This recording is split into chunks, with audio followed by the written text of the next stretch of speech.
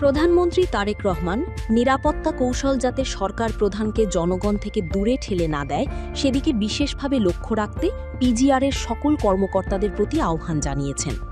প্রধানমন্ত্রী আজ দুপুরে ঢাকা সেনানিবাসে প্রেসিডেন্ট গার্ড রেজিমেন্ট পিজিআর এর ৫১তম প্রতিষ্ঠাবার্ষিকী উপলক্ষে আয়োজিত অনুষ্ঠানে এ আহ্বান জানান।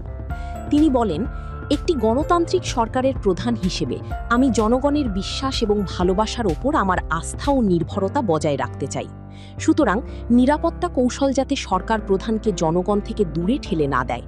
নিরাপত্তা কৌশল এমনভাবে বিন্যাস করা জরুরি, জনগণ যাতে নিজেদেরকে সরকার প্রধান থেকে বিচ্ছিন্ন মনে না করেন, সেদিকে বিশেষভাবে লক্ষ্য রাখার জন্য আমি আপনাদের প্রতি বিশেষভাবে আহ্বান জানাই। প্রধানমন্ত্রী বলেন, বাংলাদেশ সেনাবাহিনী থেকে বিশেষভাবে নির্বাচিত ও প্রশিক্ষিত সদস্যগণই এই রেজিমেন্টে দায়িত্ব পালনের জন্য যথানিয়মে নির্বাচিত হয়ে থাকেন। অর্থাৎ প্রেসিডেন্ট গার্ড রেজিমেন্ট সেনাবাহিনীরই অধীন একটি বিশেষায়িত প্রতিষ্ঠান। সুতরাং পেশাদারিত্ব, আনুগত্য এবং শৃঙ্খলার সমন্বয়ে পিজিআর সদস্যগণ নিজেদের ওপর অর্পিত দায়িত্ব যথারীতি পালন করবেন, এটিই বিধিবদ্ধ নিয়ম। আপনাদের কার্যক্রমের মাধ্যমেই পিজিআরের দক্ষতা এবং একনিষ্ঠতা ফুটে উঠবে, এটিই আমার প্রত্যাশা। অনুষ্ঠানে যোগ দিয়ে প্রধানমন্ত্রী কেক কেটে প্রতিষ্ঠাবার্ষিকীর উদ্বোধন করেন। তিনি পিজিআর সদর দপ্তরে একটি গাছের চারা রোপণ করেন।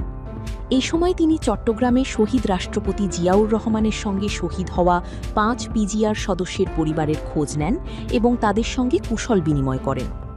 উল্লেখ্য, প্রতি বছর ৫ জুলাই প্রেসিডেন্ট গার্ড রেজিমেন্ট অর্থাৎ পিজিআরের প্রতিষ্ঠাবার্ষিকী পালিত হয়।